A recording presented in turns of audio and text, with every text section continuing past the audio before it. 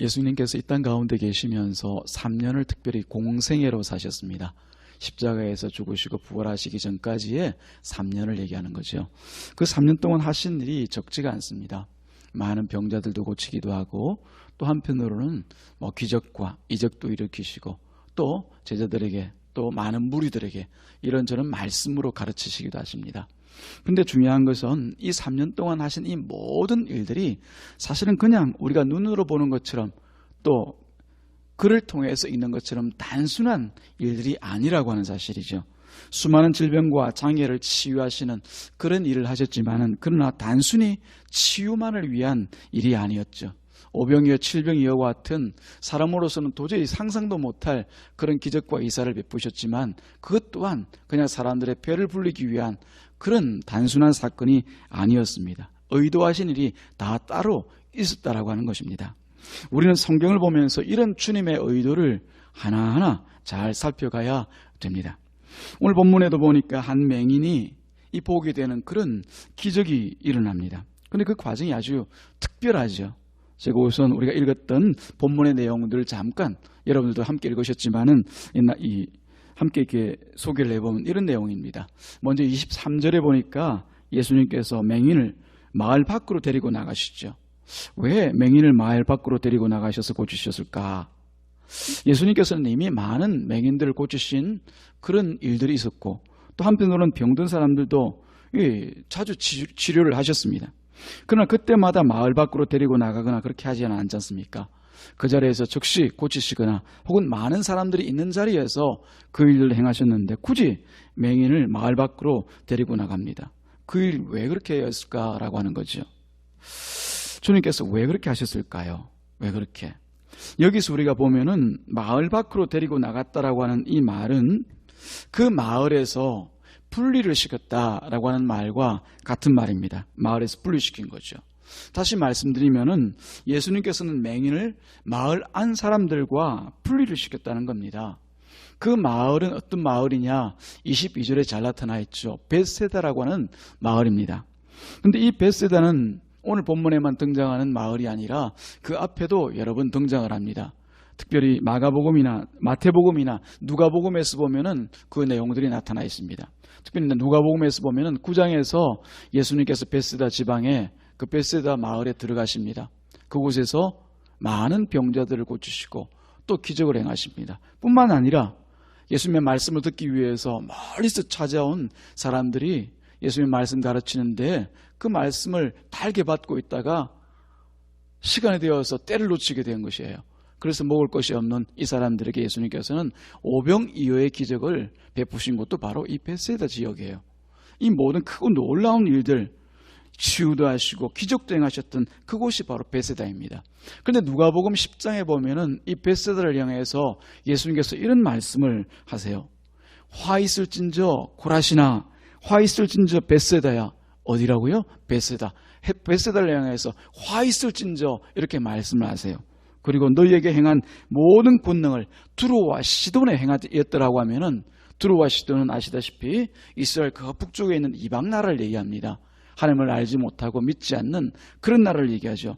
그런 두로와 시돈에 행하였더라고 하면 그들이 벌써 베옷을 입고 제에 앉아서 회개했을 거야. 그렇게 예수님께서 말씀하시죠. 그것처럼 이 벳세다라고 하는 지방은 그 마을은 많은 예수님의 이적과 또 기사가 그리고 기적이 베풀어졌지만은 그 사람들이 예수님을 영접하지 아니한 예수님을 받아들이지 아니한 그런 지역이었다라고 하는 것을 우리가 알 수가 있습니다. 한마디로 하나님을 향하여서 마음이 열리지 않은 그런 완고한 완악한 지방이 그 마을이 바로 이 벳세다 마을이었다라고 하는 것을 우리가 짐작해 볼 수가 있는 거죠. 자, 그러면 이 마을, 이 벳세다에서 살고 있던 이 소경은 과연 어떤 존재였을까요? 물론 눈이 보이지 않으니까 눈이 멀어서 아무것도 볼 수 없는 그 맹인이죠. 그런데 사람들에게 과연 어떤 관심을 받을까요? 전혀 관심을 받지 못하고 있죠. 그저 맹인에 불과합니다. 그래서 맹인으로만 대접을 받습니다. 그 사람에게 무슨 생각이 있는지 또 어떤 마음의 중심을 가지고 살아가는지에 대해서 관심이 없어요.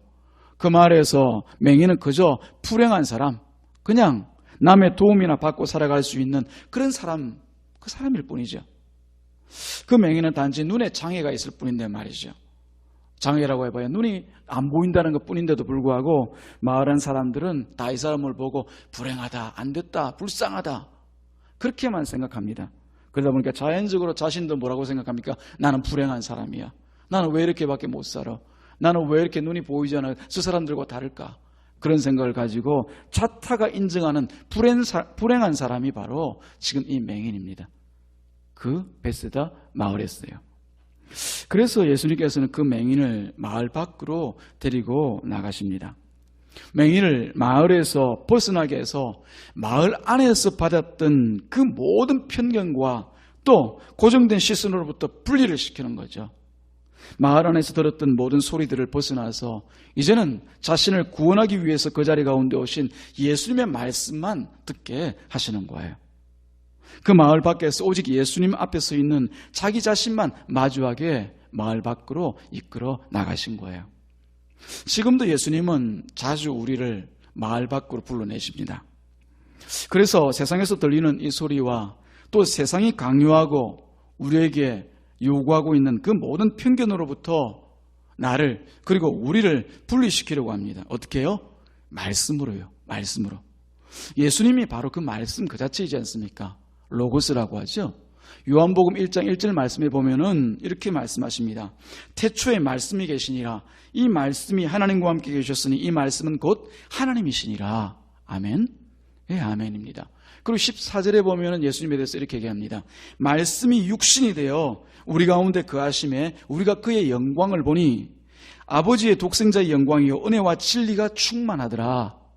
예수님께서 말씀이신데 천지를 창조하신 그 하나님과 함께 계신 말씀이신데 이 말씀이 몸을 가지고 육신이 되어 이 땅 가운데 오셨는데 그분이 바로 예수님이시더라라고 하는 거죠.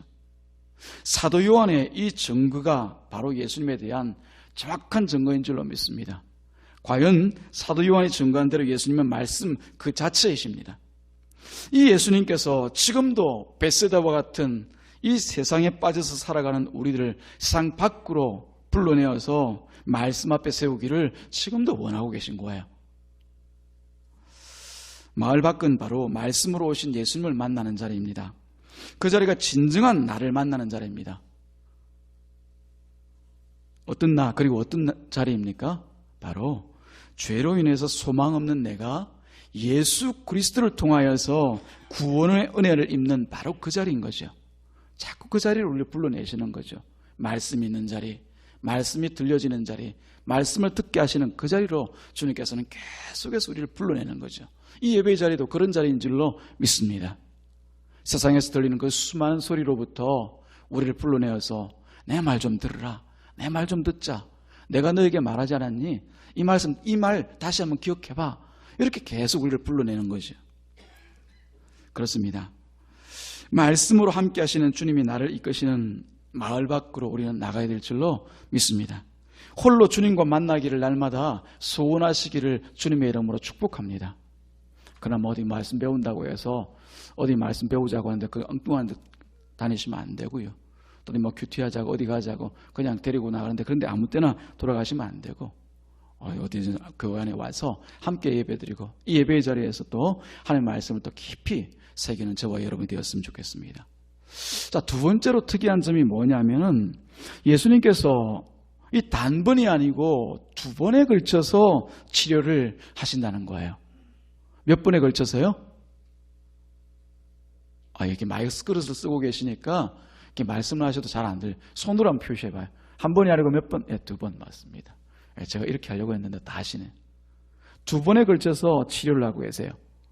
먼저 맹인의 눈에 먼저 침을 뱉으시고 안수하십니다. 그리고 무엇이 보이느냐 그렇게 물어보죠. 그때 맹인은 24절 말씀을 보니까 사람들이 보입니다. 사람들이 보여요.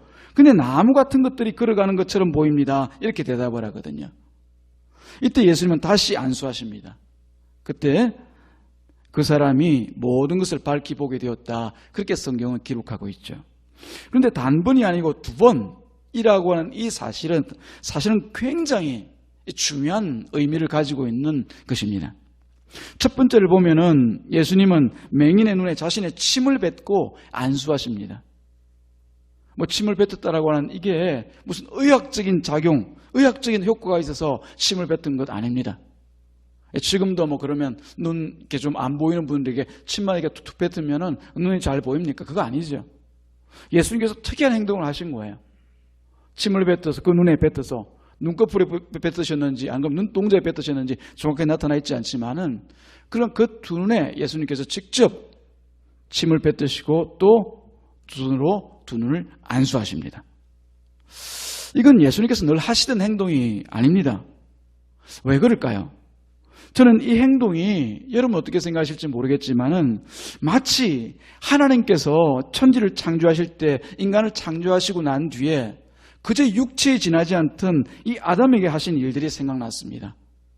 그리고 나서 이 아담에게 어떻게 하십니까? 생기를 부으시니 그 아담이 생명이 되지 않습니까? 생명은 하나님의 영이 함께하는 사람이라는 뜻이거든요. 그때와 같이 마치 예수님께서도 이 맹인의 보이지 않는 눈에 자신의 침을 뱉습니다. 근데 침을 뱉을 때 멀리서 이렇게 뭐 툭 이렇게 뱉겠습니까? 그게 아니죠. 가까이 이 그 맹인을 가까이 이렇게 손으로 안아다가 그 눈에다가 정확하게 이렇게 툭툭 뱉지 않겠습니까?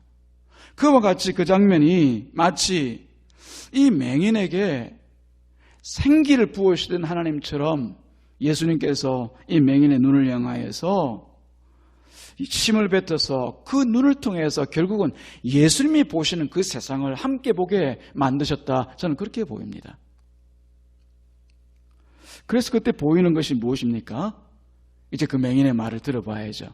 그때 보이는 것이 바로 우리가 읽었던 24절에 있는 것 같이 사람들이 보입니다. 나무 같은 것들이 걸어가는 것이 보입니다.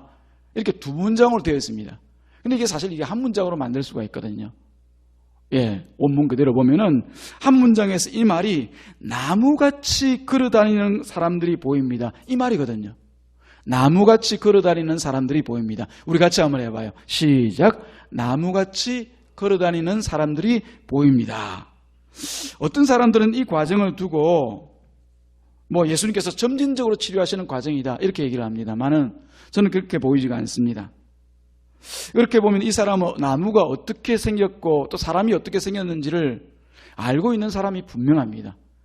눈이 뭔가 보이자마자 나무같이 생긴 사람이 보입니다. 나무같이 생긴 사람이 걸어다니는 것을 보입니다. 이것을 보면 아마 어릴 때는 처음에 태어났을 때는 사물을 분별할 수 있는 나무도 알고 나무도 보았고 사람도 보았던 사람이 이제 어떤 사고나 또는 어떤 병을 얻어서 눈이 멀게 되어서 이제 보이지 않는 그런 사람인 것 같아요. 그러니까 보이자마자 나무도 알고 사람도 알고 그 사람이 나무처럼 걸어다니는 것이 보입니다. 그렇게 얘기를 하고 있는 거죠. 근데 이 맹인이 눈을 뜨자마자 사람이 마치 나무처럼 보인다. 그렇게 얘기를 하고 있단 말입니다. 만약에 예수님께서 첫 단계, 두 단계를 걸쳐서 처음에는 살짝 고치시고 나중에는 완전하게 고치셨다. 이렇게 얘기를 할 수도 있습니다. 그렇게 생각할 수도 있습니다.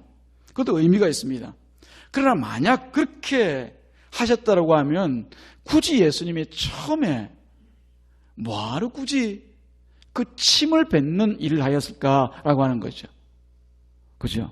처음에 그냥 안수하시고 두 번째도 안수하시고 그리고 처음에는 조금 낮게 하고 뒤에는 완전하게 낮게 이렇게 만드셔도 되는데 왜 굳이 침을 뱉는 행동을 하셨는가라고 하는 거죠. 저는 그렇게 생각합니다. 처음에 침을 뱉어서 이 맹인에게 안수하여서 보게 된 그 치료도 완벽한 치료요. 두 번째 예수님께서 안수하셔서 눈을 뜨게 된 그 치료도 완벽한 치료라고 저는 봅니다. 그렇다면 처음에 예수님께서 침을 발라서 보게 하시는 것이 무엇인가가 중요하죠. 그것은 바로 예수님께서 침을 발라, 즉 예수님께서 처음에 하나님께서 생기를 부어서 생명이 되게 한 것처럼 예수님의 침을 발라서 그 눈을 보게 하셨을 때 그 눈에 보이는 것은 바로 만물의 정체를 다 보게 하신 거예요. 만물의 정체를. 즉 예수님의 침을 발라보는 세상은 나무와 같은 사람들이 그저 걸어다니는 그런 세상입니다. 나무와 같은 사람들이 걸어다니고 있어요. 예수님께서 열어주신 그 눈에서 사람이 나무처럼 보입니다. 왜 나무입니까? 이 나무에 대해서 예수님께서 마태복음 3장과 그리고 누가복음 3장에서 하신 말씀이 있습니다. 예수님께서 이렇게 말씀하십니다. 이미 도끼가 나무 뿌리에 놓였으니 좋은 열매 맺지 않는 나무마다 지켜 불에 던져지리라. 지금 이 맹인이 눈이 열려서 처음 보는 세상의 정체는 다른 것이 아니라 바로 심판 앞에 있는 인간들이었습니다. 이미 그 나무 뿌리에 도끼가 있어서 한번 찍어서 넘어뜨려서 불에 던져버리면 하면 되는 그런 나무처럼 걸어다니는 사람들이었습니다. 자기를 자랑하는 사람이나 남에게 칭찬받는 사람이나 바리새인과 같은 종교인들이나 헤롯과 같은 정치인이나 다 하나님의 심판대에 뿌리채 찍혀서 불에 던져질 그런 인간에 지나지 않는 그 세상의 정체를 이 맹인이 보게 된 거죠. 예수님은 이것이 바로 세상의 현실이라고 하는 것을 첫 번째 눈을 열어주시면서 이 맹인에게 먼저 보여주신 거예요. 그리고 25절에서 보면 두 번째로 안수하시고 그 눈을 열어주시지 않습니까? 이때는 모든 것을 사람들이 보는 것처럼 보게 만듭니다. 저희들이 보는 것처럼 똑같이 보게 만들어주죠. 다시 시력이 돌아왔습니다. 자, 그럼 여기서 이 사람에게 가장 지금 급한 일이 뭐겠습니까? 빨리 돌아가는 거죠. 보통 사람이라고 하면은 다시 사람들이 있는 그 마을로 돌아가서 예전에 하지 못한 일들, 또 자기 가족에게 돌아가거나 자기 친구에게 돌아가서 내 눈이 돌아왔어. 이제 너희들과 함께 살 수 있어. 그렇게 얘기하고 그렇게 섞여 사는 것이 정상입니다. 근데 예수님께서 26절에서 보면 뭐라고 말씀하시죠? 그 마을에는 뭐 하지 마라? 들어가지 마라. 들어가지 마라 얘기하셔요. 아니, 왜 이런 말씀을 하시는 거예요? 밝아진 그 눈, 시력이 돌아왔으면 다시 마을로 들어가서 그 사람들과 섞여서 살아야죠. 예. 근데 예수님은 그 마을에 들어가지 마라. 다시 말씀드리면 그 마을 사람과 섞여 살지 마라. 왜 그렇게 말씀하시느냐 말입니다. 여기서 우리가 생각을 좀 해봐야 됩니다. 예수님께서 가장 먼저 맹인의 눈을 열어서 세상의 참모습을 보게 하셨습니다. 침을 발라 열어준 그 눈에서요. 그 세상은 어떤 세상이었습니까? 사람마다 뿌리째 뽑혀 심판의 불 속으로 달려가는 그런 세상이었습니다. 그것을 보지 못한 때에는 맹인도 그 속에서 함께 달려가겠지만은 이제 맹인은 이미 눈을 떠서 그 사실을 깨달아 알게 된 사람이에요. 그렇다면 이 맹인이 그 속으로 돌아가야 될까요? 아니지요. 죄와 저주 그리고 사망, 심판이 있는 그곳으로 다시 돌아갈 수 있겠느냐 말입니다. 돌아가서는 안 되죠. 그래서 예수님은 심판의 길로 달려가는 그 마을에는, 저주의 길로 달려가는 그 마을에는 돌아가지 마라, 들어가지 마라, 그렇게 말씀을 하신 거예요. 자, 그러면 어디로 가야 됩니까? 어디로 가야 합니까? 예수께서 말씀하시잖아요. 함께 찾아보시겠습니다. 26절 말씀해 보면은 예수께서 그 사람을 어디로 보내시며 집으로 보내시며 이르시되 마을에는 들어가지 말라 하시니라. 집으로 보내셔요. 집으로 가야 됩니다. 이 집이라고 하는 것, 이 집은 바로 말 그대로 자기 집을 얘기할 수 있습니다. 맹인이 살던 자기 집. 그러나 이 말은 헬라어로 오이코스라고 하는데요. 오이코스는 종종 성전과 성소 그리고 하나님의 집으로 이렇게 번역이 되기도 합니다. 그런 뜻을 가지고 있어요.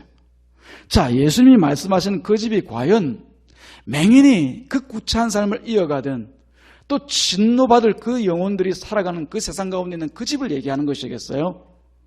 아니죠. 돌아가라고 해도 이 맹인은 지금 돌아가지를 못해요. 그 집은 아마 같은 벳세다에 있지 않았겠습니까? 그러니까 이 맹인이 벳세다에 오신 예수님을 만나기 위해서, 이 눈 고침받기 위해서 예수님을 찾아갔겠죠. 근데 예수님께서는 집으로는 가라 말씀하시면서 벳세다, 그 마을에는 들어가지 마라 그렇게 말씀하시는, 이게 뭔가 말이 맞지가 않잖아요. 옛날에 우리가 우스갯소리인데요. 술은 마셨는데 음주운전은 아닙니다. 이거 같은 말이잖아요. 모순이 있잖아요. 들어가서 집에 가야 된다면 벳세다 마을에는 들어가지 마라. 이 말은 바로 우리가 생각하고 또 그 생각한 가운데 결론을 내려야 되는 말이라는 것을 알 수가 있죠. 집으로는 가라 말씀하시면서 그 마을로는 들어가지 마라, 이 말씀 어떤 말씀이겠습니까? 그 마을, 곧 심판의 불로 달려가는 그 세상으로 돌아가지 말고 오이코스, 하나님의 집으로, 성소로, 그리고 성전으로 돌아가 그곳에 머물러 있으라, 이 말씀인 거예요. 할렐루야. 예. 말씀으로 눈을 뜬 사람은 이 세상이요, 멸망의 장소로밖에 보일 수가 없습니다. 우리도 날마다 성경을 보고, 여러분들도 날마다 보시기를 저는 믿습니다. 성경을 보고 또 성경을 읽고 말씀을 듣고 하다 보면 이 세상이 어떤 세상으로 여러분 보이십니까? 참으로 아름답고 소망이 있고, 또 한편으로는 세상에 뭔가 하나님께서 기뻐하실 일들이 있을 것만 같이 보이십니까? 성경 한 번도 그렇게 말씀하지 않습니다. 주님께서 곧 오셔서 심판하실 그 자리가 바로 이 세상의 자리입니다. 그곳이 바로 우리가 살아가는 이 멸망의 장소, 심판의 장소, 이 세상인 것이에요. 근데 말씀으로 눈을 뜬 이 사람들은 누구나 다 이 세상을 바라볼 때 같은 눈으로 바라보아야 돼요. 마치 사람이 걸어가고는 있지만은 저 사람이 과연 부자냐 가난한 자냐, 힘 있는 자냐 혹은 힘 없는 자냐 이렇게 보이는 것이 아니라 예수님 아니면 심판의 불로 달려갈 수밖에 없는, 심판의 불 가운데서 태워져 버릴 그런 나무들처럼 보여야 정상이란 말입니다. 비참한 종말로 끝날 수밖에 없는 그 죄인들이 바로 이 땅에 살아가고 있는 모든 사람이라고 하는 것을 우리가 보아야 될 줄로 믿습니다.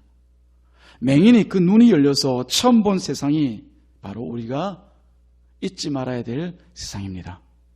우리가 항상 바라보고 살아야 될 그 세상입니다.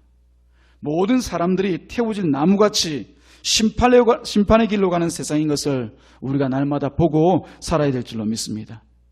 그럴 때 세상이 어떻게 되든, 세상이 어떤 모양으로 움직여가든, 세상에서 무슨 소리를 하건 심판에서 구원하실 예수 그리스도를 믿는 이 믿음만이 가장 고귀하고 가장 귀하고 가장 모든 것이 되는 것인 줄 우리가 알게 되는 거죠. 그 구원이 있는 하나님의 집만이 내가 머물 영원한 집인 것을 알고 하나님만 사모하면서 살아갈 수가 있습니다. 사랑하는 여러분, 우리는 지금 주님의 은혜로 하나님의 집에 있습니다. 이 건물 자체가 하나님의 집이라는 얘기가 아니라 우리 예배드린 이 자체가 하나님의 집에 머물러 있는 거죠. 하나님의 말씀이 선포되고 하나님 안에서 주신 그 거룩한 주님의 사랑을 가지고 서로 교제하고 서로 사랑하고 서로 나누며 하나님의 보호와 그 사랑 안에서 머물러 있는 이곳이 바로 하나님의 집인 것을 믿으시기를 바랍니다. 이 하나님의 집에 있는 이 자리에서 우리는 과연 무엇을 보고 있습니까? 주님께서 열어주신 그 눈, 그 맹인이 처음 열어서 보았던 그 세상을 우리가 지금 보고 있느냐라고 하는 거죠. 제가 여러분들에게 이런 질문을 던지고 싶습니다. 사랑하는 여러분, 무엇이 보이세요? 이 한 주간 동안 이 질문에 스스로가 대답하고 또 다음 주 우리가 예배의 자리에서 함께 만날 수 있기를 주님의 이름으로 축복합니다. 기도합니다.